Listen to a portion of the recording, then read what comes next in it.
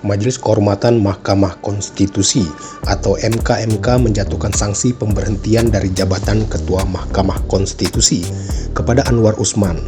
Anwar terbukti melakukan pelanggaran berat terhadap kode etik dan perilaku hakim konstitusi. Amar putusan itu dibacakan Ketua MK Jimli Asidiki di Gedung MKRI Jakarta Selasa petang.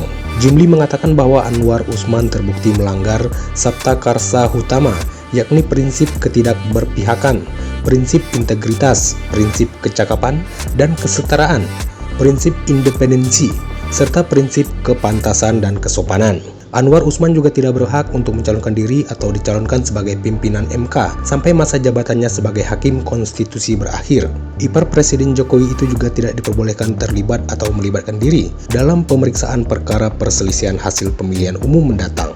Atas putusan Majelis Kehormatan tersebut terdapat pendapat berbeda, yaitu dari anggota MK Bintar S. Saragih.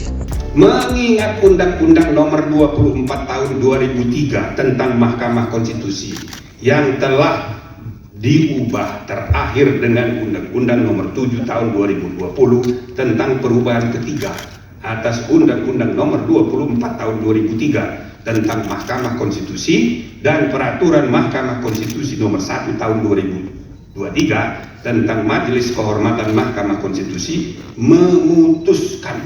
menyatakan hakim terlapor terbukti melakukan pelanggaran berat terhadap kode etik dan perilaku hakim konstitusi sebagaimana tertuang dalam Sabta Karsa Utama, prinsip ketidakberpihakan, prinsip integritas, prinsip kecakapan dan kesetaraan, prinsip independensi, dan prinsip kepantasan dan kesopanan. 2.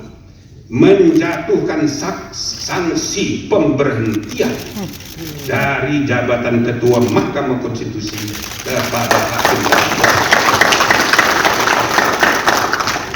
3. Memerintahkan Wakil Ketua Mahkamah Konstitusi untuk dalam waktu 2 kali 24 jam sejak putusan ini selesai diucapkan memimpin penyelenggaraan pemilihan pimpinan yang baru sesuai dengan peraturan perundang-undangan.